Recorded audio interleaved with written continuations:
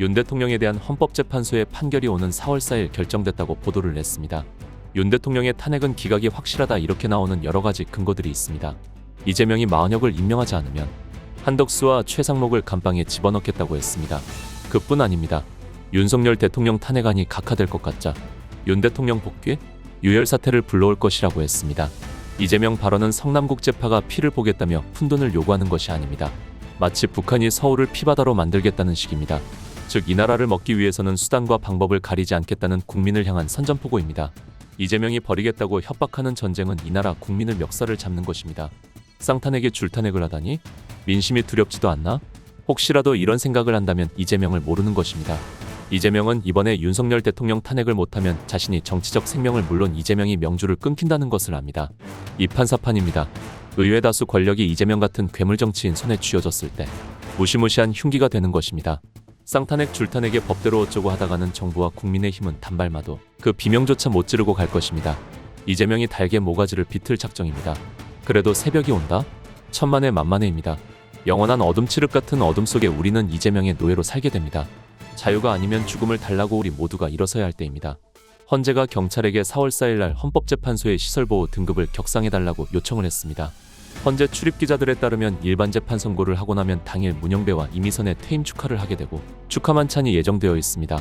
통상 퇴임 전에 이주는 출근을 안 하는데 일반 재판과 축하 만찬하는 날이 문영배와 이미선의 마지막 활동이 되는 것입니다.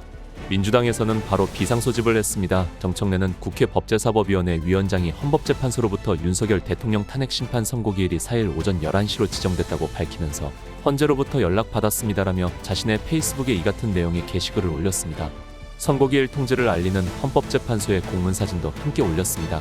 여야는 재판관 의견이 어떻게 모였을지에 촉각을 곤두세우고 있다. 헌재 선고 일정이 알려지자 더불어민주당에서는 파면, 국민의힘은 기각 또는 각하를 전망하는 입장이 개별 의원들을 통해 쏟아졌다. 최근 재판관 의견이 5대3으로 갈리며 이러지도 저러지도 못하는 대드락 상태라는 설이 정치권에 퍼졌다. 5대3 상황에서 마은혁 임명을 거부하는 위헌 상황이 지속하고 문영배 이미선 재판관까지 임기 만료로 퇴임하면 윤 대통령 파면 선고가 기약 없이 늦춰진다는 것이다. 국민의힘은 대드락 설을 근거로 희망회로를 돌리며 헌재를 향해 탄핵 기각 각하를 요구했다. 반면 다급해진 민주당은 마은혁 임명을 거부하는 한덕수 대통령 권한대행 국무총리 재탄핵을 추진했다. 그러나 헌재 선고 일정이 전격적으로 잡히면서 대드락 설은 잘못된 정보이자 분석으로 판명났다. 그간 헌재는 재판관 1명이 공석인 상황에서 5대3으로 의견이 갈릴 때는 재판관 9명 완전체가 될 때까지 선고를 미뤄왔다. 나머지 1명 의견에 따라 6대3으로 선고 결과가 바뀔 수 있기 때문이다. 결국 헌재가 재판관 8명 체제에서 선고 일정을 잡았다는 것은 어느 쪽으로든 결론이 났다는 것을 의미한다. 헌법학계에서는 알려진 것과 달리 파면 쪽으로 일찌감치 재판관 의견이 모였던 것 아니냐는 분석이 조심스럽게 나온다. 헌법연구관을 지낸 헌법학자는 내부적으로 이견이 있었던 것은 분명하다. 다만 헌재가 선고 일정을 잡았다는 의미는 재판관 5대3 구도는 아니라는 것을 의미한다. 재판관 8명 체제에서 윤 대통령 탄핵 심판 선고가 가능한 경우의 수는 재판관 6명 이상이 파면 쪽에 섰거나 재판관 4대4로 의견이 갈렸을 때라고 했다. 재판관 6명 이상이 파면 의견을 냈다면 마은혁 임명과 무관하게 선고 결론이 바뀌지는 않는다. 반대로 재판관 4대4로 의견이 갈렸을 때도 마 후보자가 어느 쪽에 서든 결론에는 변화가 없다. 다만 재판관 판결 경향과 앞서 나온 한덕수 권한대행 탄핵 사건 등에서 확인된 재판관 의견 분포에 비춰볼 때 윤 대통령 탄핵 기각 또는 각하 쪽에 재판관 4명이 모이기는 쉽지 않을 것이라는 전망이 우세하다. 탄핵 인용 전망이 점쳐지는 이유다. 앞서 이재명 민주당 대표의 공직선거법 위반 사건 항소심 선고 이후로 일정을 늦춘 것 아니냐는 전망이 나왔다. 항소심 선고 이후에도 헌재가 침묵하자 대드락설은 빠르게 확산했다. 판사 출신 변호사는 재판관들이 탄핵 선고의 정치적 영향을 고려해 4월 2일 재보궐선거 이후로 일정을 잡을 것이라는 예상이 법조계에서 있었다. 최대한 선고 일정을 늦춰 보수진영 쪽 요구를 수용하는 모습을 보인 뒤 선거 일정까지 고려해 날짜를 정했을 가능성이 있다고 했다. 야당은 헌재의 선고 일정 지연을 지적하면서도 일제히 파면 결정을 전망했다.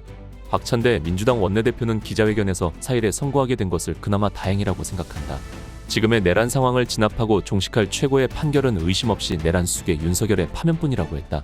김보엽 조국혁신당 수석대변인은 내란 수계 윤석열 파면 선고는 민주헌정 수호이자 대한민국을 살리는 길이고 국민의 명령이다. 파면으로 얻는 이익이 그로 인한 손실과 비교할 수 없을 정도로 압도적이라고 논평했다. 4대4를 전망하는 놈들은 대체 어떤 세상에서 살고 싶은 것인가? 4대4가 되면 이재명은 이제 끝난 겁니다.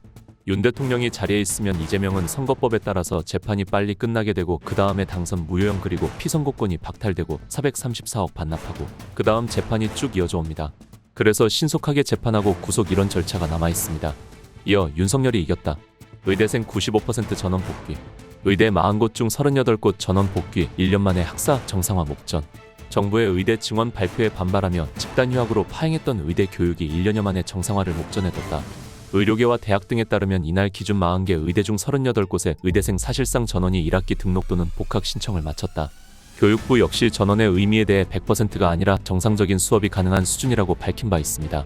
두 곳 빼고는 전원 복귀라는 말인 겁니다. 4월 4일 11시까지 더없이 간절한 마음으로 기도하겠습니다. 서울구치소에서 석방되던 그날 저는 윤석열 대통령이 복귀한다는 것을 확실히 알았습니다. 절대 권력자의 자리에서 위기의 대한민국, 더 큰 파국을 막으려는 몸부림으로 모든 것을 내려놓았습니다. 비상계엄을 선포했습니다. 그리고 탄핵당했습니다. 구속까지 됐습니다. 그런데 국민이 그 진심을 깨닫고 그와 함께 했습니다. 대한민국 역사의 기적이고 국민 개개인에게 펼쳐진 기적이었습니다. 다시 환한 웃음으로 용산 대통령실을 들어설 때 마음껏 웃고 울어보렵니다. 고생 많으셨습니다. 국민들은 이미 개몽이 됐다는 걸 잘 알 수 있습니다. 이재명으로서는 최악의 상황을 맞이하고 있는 겁니다.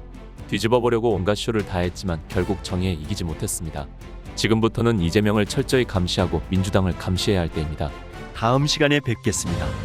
정성산TV 좋아요, 구독, 알림 설정 부탁드립니다.